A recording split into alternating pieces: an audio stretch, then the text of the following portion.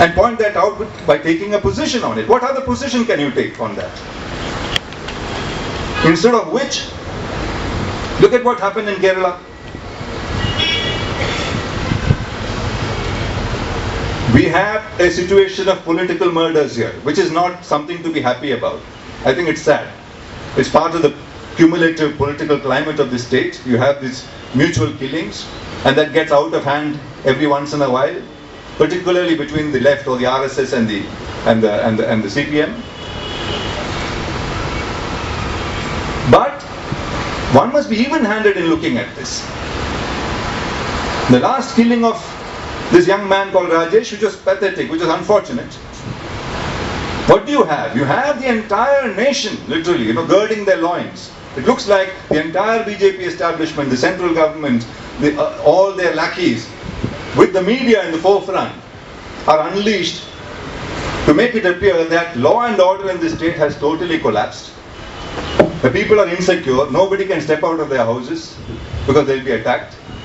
This is the feeling that people not familiar with Kerala, who are living in Delhi or Bombay or some other parts of India think, because the media has given it this projection. Is the law and order situation in this state anywhere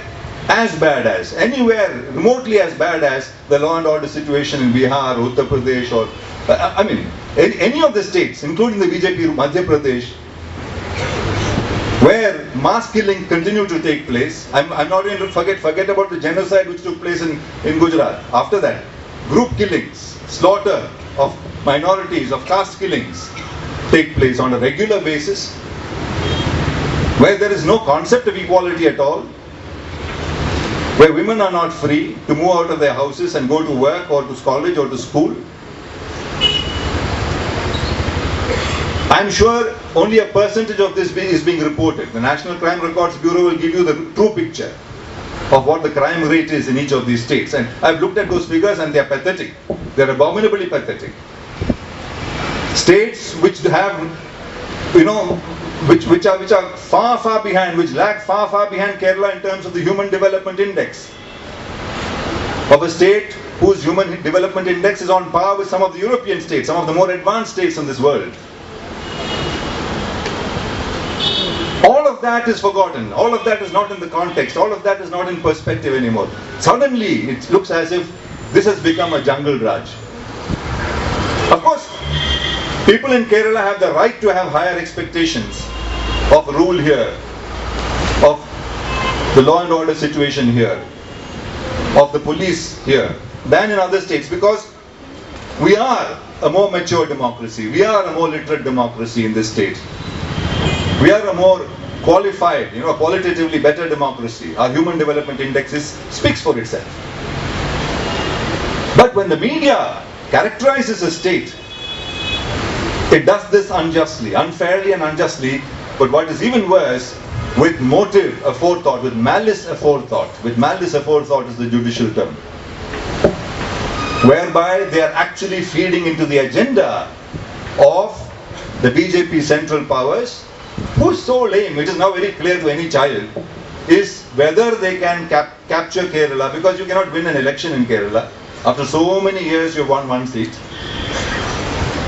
Whether you can then do it like, by an elaboration or an exaggeration of what you did in Goa or other places, where you may not be the single largest party, where electorally you may have been defeated, but you can do your machinations, you can do your wheeling dealing, you can do your horse trading, or you can bring in a spell of president's rule and thereby worm yourself into power here. Imagine the danger. I hope the people of Kerala, I'm sure the people of Kerala will not capitulate, will not fall for this. But this is the agenda. Irrespective of how that will play out, what is the role of the media in this? They are carrying the narrative forward. In fact, the narrative has become theirs. It now looks as if the BJP central rule is under pressure from the media to intervene in Kerala. That's how the narrative will turn around. I won't be surprised if Amit Shah one day says, we don't want to interfere in Kerala, but every day newspapers are saying there's a lot of problem there, people are killing, people are not safe. Can we be irresponsible as a central government? We have to do something. Newspapers are pressurizing us, and we assume newspapers are representing the actual thinking of the people in Kerala. So you have a situation, a very, very pathetic situation, where the news media are performing the role of a Trojan horse for the government in power of the center, where you make a breach into the democracy in the state with all its faults. Democracy is never a clean affair, by the way. You will never have a sanitized, clean democracy. Those democracies are terrible. They are not democracies. They are called democracies. You have a very clean, sanitized democracy in Singapore. But if you say Lee and Chi, you're put in jail. Because they think you said Chi to Lee, who's a former leader of, So there's no independent press there. You only have a financial press there. There's no political press there. You have democracies all around us which are of that nature, which are so-called democracies, but actually they are military democracies or guided democracies or benign rulership democracies like Thailand. So India has had the advantage of a track record of a freewheeling, not just a free but a freewheeling democracy. And that democracy will not be sanitized and neat and cosmetic like a hospital which is cleaned with antibiotics. It will have, different elements in it. It will have some element of difficult language, some amount of back and forth. There will be some tussle, there will be some jostling, there will be street demonstrations, there will be garavas, there will be forced holidays. These are not happy situations for any of us, but that's the process of democracy, of a true democracy. That happens in Europe, that happens in the States. We're sitting here think it doesn't. In France, if the trade unions go on a strike, everything is paralyzed like it is in Kerala. In Germany, same thing happens. So we have an idea, or rather, the media spin and vested interests have given us an idea that this is the way democracy should be. Democracy should be very happy, very clean, everyone should be, and we should all be making a lot of money. And today there's a market definition of democracy. Increasingly, it's not vote share that matters, it's market share that matters. I find some of the media leaders in interviews are talking about my channel's market share is all that matters. As if he's saying vote share, as if the people have voted for that channel or that newspaper or something like that. So there's a market paradigm which is influencing all aspects of our lives. And in that process, truth is the biggest casualty. The realm of media is not just fact. It's not enough for the media to just say fact, this fact. And that also we don't know. That's their understanding of fact. There's a big difference between truth and fact. Truth is what matters to democracy, not fact. And the problem with facts is, if you go on giving a few facts which are selective, they will add up to a big untruth. That's a paradox of facts. Because you're not seeing the other side. Nietzsche famously said that the history of truth is the history of the longest lasting lie. The history of truth is the history of the longest lasting lie, which is true. We see that operating in the media. You go on repeating every day that the sun rises in the west, the sun rises in the west, the sun rises in the west, not in the east.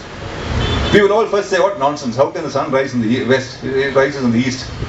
But after the 20th, 100th time we'll say, maybe my sense of west and east is confused, maybe the sun is actually rising in the west, because media is saying it.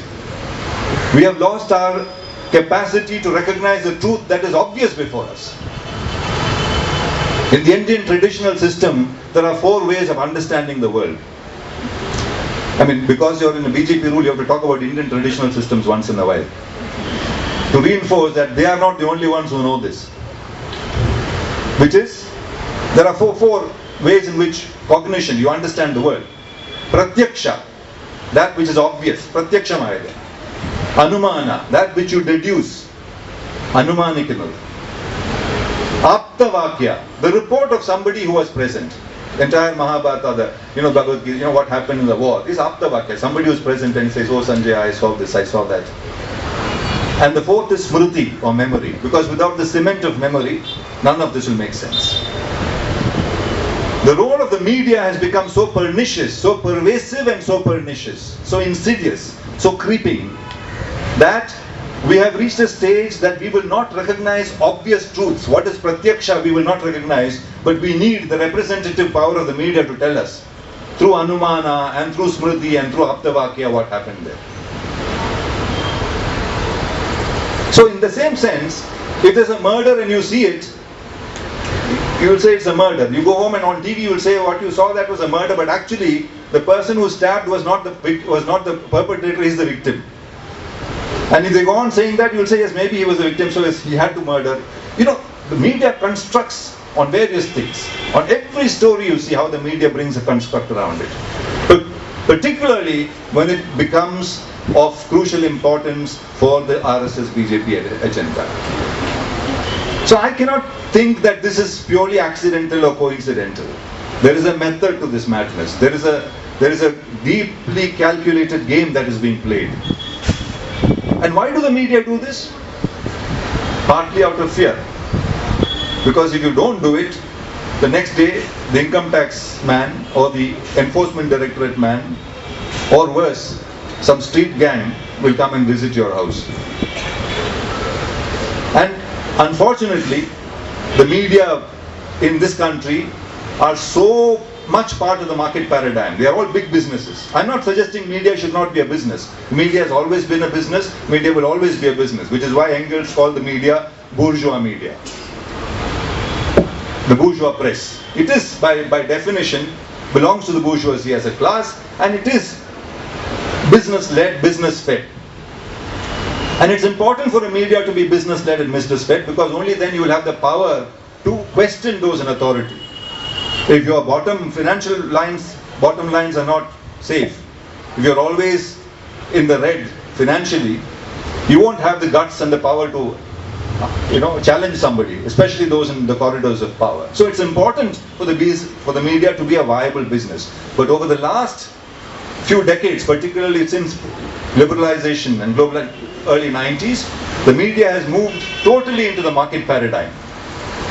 And it's become a media of profiteering, of more and more profits, where journalist unions have collapsed, journalist security have collapsed, journalism itself has collapsed. The whole concept is how to cut corners, how to save money, and how to maximize profits for the investors, or to give dividends to those who have invested.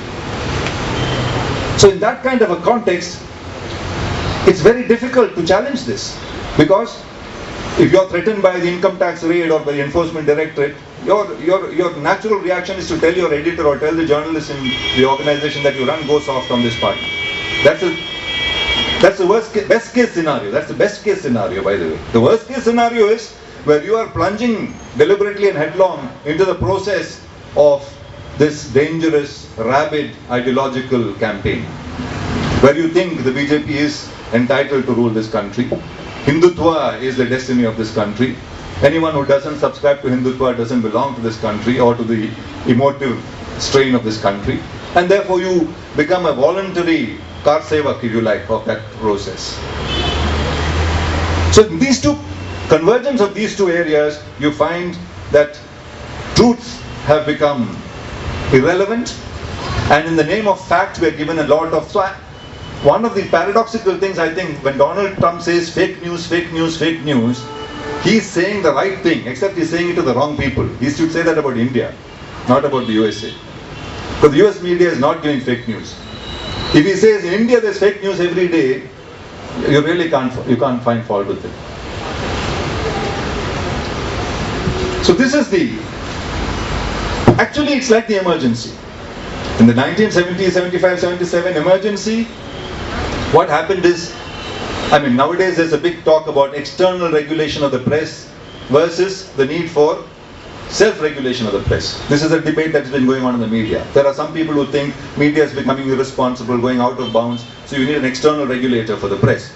People who value media freedom, and I belong to that group, will contest that and say there should only be self-regulation, because any external regulation of the media will mean that media is a kept press, is not a real press, is not a really free press.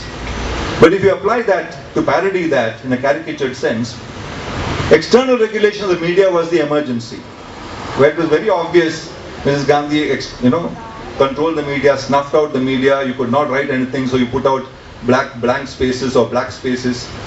There was no question, and television was not in a big way a problem there because you only had Doordarshan, there were no private channels. So external regulation of the press is emergency. Self-regulation of the press is actually the current emergency. Self-regulation in a manner that you will not say anything which upsets the BJP or the RSS. Self-regulation in a manner that you will regulate the news in a manner that will benefit the BJP and the RSS.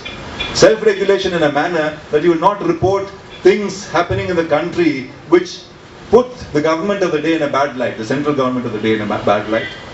Self-regulation in a manner where you take leave of your conscience and you say that only what is important for this agenda needs to be reported or shown or spoken about.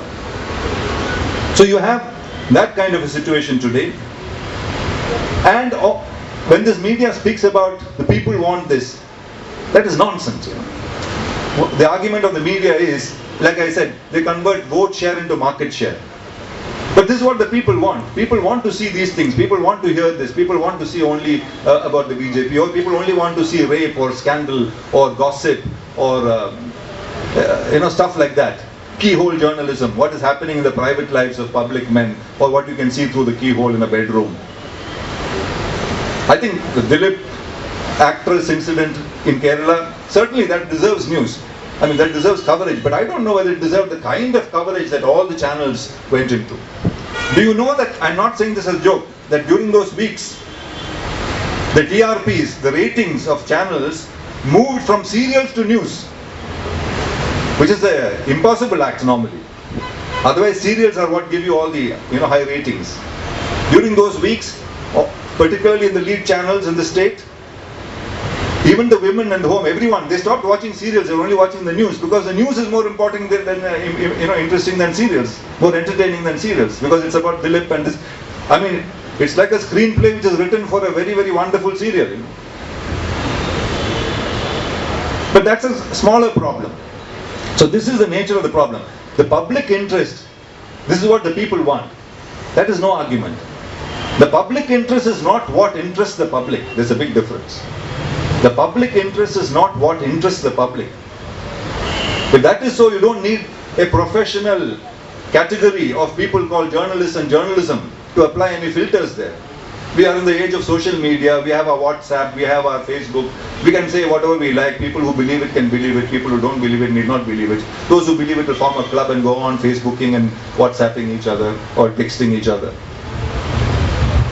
And create these news bubbles, what are called echo chambers in cyberspace, which say the same thing and that amplifies. Professional media has an intervening role. That's why it's called media. It has a mediatory role. The mediatory role is to screen, to filter, to look at important facts that make a difference to the people, but that enhance the power of the people, that enhance the citizenship, that enhance democracy, that deepen democracy. Not information which is trivial or useless, which doesn't make a difference to your lives, which has no transformative quality. And what is more dangerous in this phase of BJP RSS rule, which actually promote a very divisive and dangerous and poisonous ideology. And like with Trump, I mean, it's not as if the other myth that the media will not talk about is, of course the BJP came to power in the elections, they ruled the country, but we must never forget that they got the lowest vote share ever in the history of independent India to form a government, to win the majority seats. 31% is what they got. It's like a Trump situation. 69% of the people in this country did not vote for or voted against the BJP. So there's an issue of representation. Nevertheless, we can't question because ours is a first past the post system, just like the presidential system in the United States. Ours is also a flawed democracy. So democracy is a problem. Democracy is open-ended. Democracy is not the be-all and end-all of. Democracy continues to be evolved. I'm not saying you should therefore get away from democracy. We need to continue to evolve democracy and adapt it to the situation that we need. Whereas we don't have that advantage now. So this market paradigm is a big problem for the media. It was Karl Marx who famously said that the first freedom of the free press. The first freedom of the free press is not to be a business. The first freedom of the free press is not to be a business. Of course, you can then ask him, what is the other model? And there are other models in the world. Look at the Scandinavian countries. If you look at the newspaper freedom index, in the list you will find that the Scandinavian countries, Iceland, Finland, Sweden, Norway, those countries are on top of the freedom of the press index in the world. And they have been for decades now. Nobody displaces them. Iceland may move one slot up and down, that's all. What is the nature of the press there? Of course there is private investment, private press. But for anyone who starts with a critical mass size, a newspaper there or a channel there, if you don't have the resources, the government gives you the money. And the government cannot interfere. In fact, those newspapers are always shouting, are always against the government. And what is the range that they give? Why does the government do that? Because they say we need pluralism. We need extreme right view and we need extreme left view. So what we consider Maoists or Naxalites will actually be running newspapers there and getting money from the government to run newspapers and attack that government as capitalist, cloning capitalists, which should be destroyed and revolution should destroy them. That is the nature of the free press. Of course you must have all opinions in that spectrum. You must have opinions of the right, because there are those who genuinely believe that. There must be opinions of the far left, and there must be a whole lot of moderate opinions. So if a newspaper or a media house is not able to muster the resources to continue publication, the government funds you with no strings attached.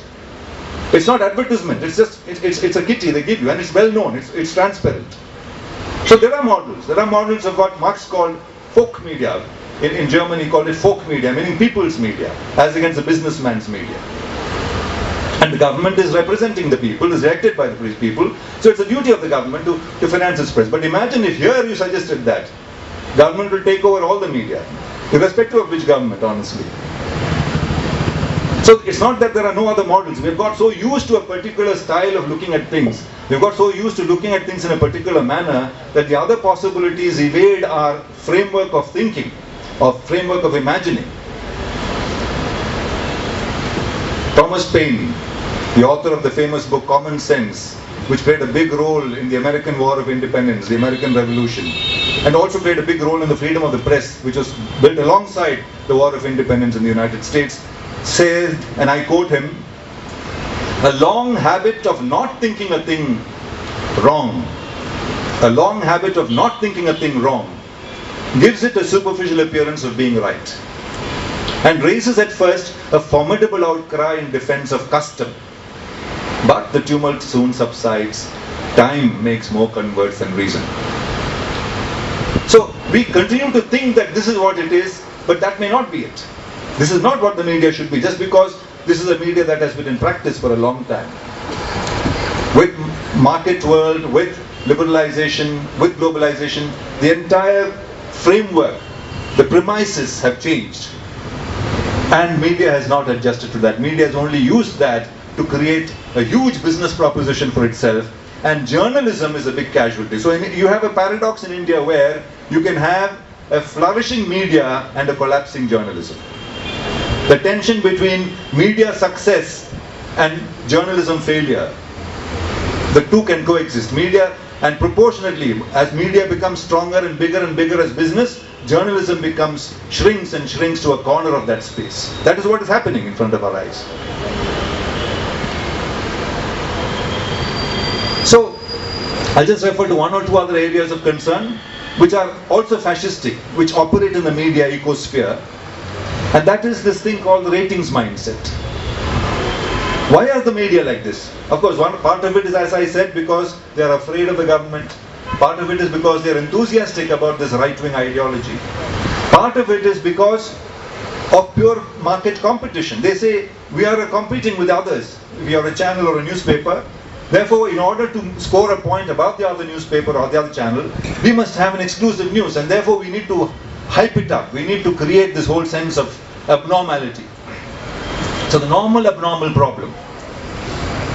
So television channel, news channels invariably make the normal abnormal. Because unless you make the normal abnormal, you will not have news around the clock on an hourly basis.